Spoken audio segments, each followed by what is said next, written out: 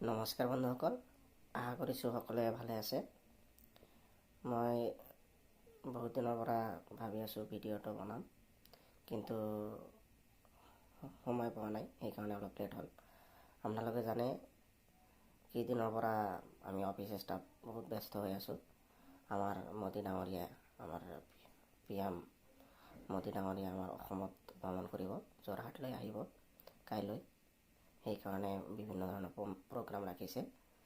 তো মই বিশেষ এটা কাৰণত আজি ভিডিঅ'টো বনাই আছোঁ, কিয়নো বহুত মানুহ মোলৈ ফোনো কৰে বা আমাৰ ঘৰতো আহে, অফিচতো আহে।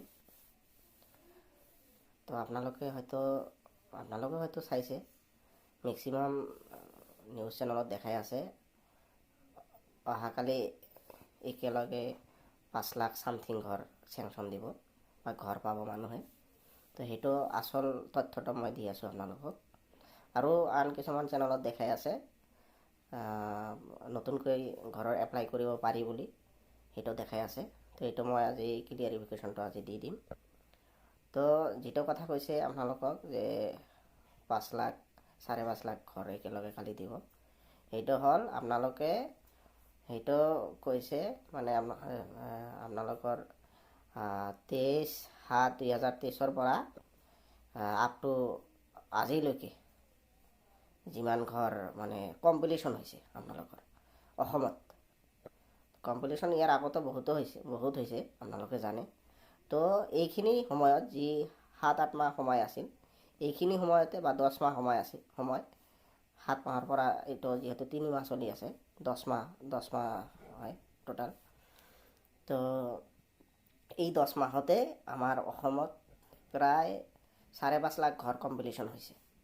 তো এই ঘৰখিনি মানুহ একেলগে মানে এটা প্ৰগ্ৰাম ৰাখিছে আমাৰ CM ডাঙৰীয়া আৰু মোদী ডাঙৰীয়া, আমাৰ অনাৰেবল PM ডাঙৰীয়া এটা প্ৰগ্ৰাম ৰাখিছে। আমাৰ যোৰহাটতো আহিব, আপোনালোকে জানে। সেইকাৰণে এটা প্ৰগ্ৰাম আহিছে গৃহ প্ৰৱেশ বুলি। তো ইয়াৰ কাৰণে কালি মানে প্ৰগ্ৰামটো ৰাখিছে বিশেষ কৰি, যিহেতু আপোনালোকে জানে স্কিমটোৰ নামে হ'ল প্ৰধানমন্ত্ৰী আৱাস যোজনা, আমাৰ চেণ্ট্ৰেল স্কিম হয় এইটো। সেইকাৰণে প্ৰগ্ৰামটো দিছে। তো যিটো দেখাই আছে সেইটো সম্পূৰ্ণ ভুল তথ্য। নিউজ চেনেলত যিটো দেখাই আছে যে নতুন কৰি ঘৰ দিব, সেইটো নতুন কৰি নহয়। ইহঁতে আগতে ঘৰখিনি পাইছে, কমপ্লিশ্যন হৈছে, জাষ্ট এটা প্ৰগ্ৰাম ৰাখিছে গৃহ প্ৰৱেশৰ। আৰু যিটো দেখাইছে যে নতুন কৰি এপ্লাই কৰিব পাৰি, সেইটো আপোনালোকে নিউজটো ভালকৈ চালে গম পাব। লাষ্টতহে বা ইহঁতে নকয়ে, তো আমি যিহেতু অফিচিয়েল মানুহ, আমি সকলোখিনি তথ্য আগতে গম পাওঁ। সেইটো হ'ল আপোনালোকৰ আৰবান এৰিয়া।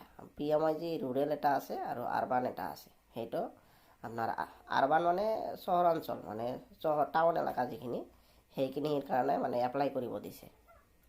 আৰু আমালোকৰ যিখিনি এপ্লাই কৰিব দিব, আপোনালোকে মোৰ চেনেল চাই থাকিব, তাতে সঠিক সময়ত আপোনালোকে খবৰটো মানে অৰিজিনেল তথ্যটো পাই যাব। আমাৰ কেইদিনমান আগত আমাৰ CM ডাঙৰীয়াই আমাৰ কৈছে যে ইলেকশ্যনৰ পিছত মানে হ'ব বুলি কৈছে। যিহেতু আমাৰ CM ডাঙৰীয়াই মানে যি কথা কয় সেইটো 100% কথাটো ৰাখে আৰু। তো আপোনালোকে এইখিনি সময় ধৈৰ্য ধৰক। গতিকে মোৰ ভিডিঅ'টো আপুনি নিজে চাওক আৰু আনেও যাতে চাব পাৰে, বেছি কৰি শ্বেয়াৰ কৰক। ধন্যবাদ।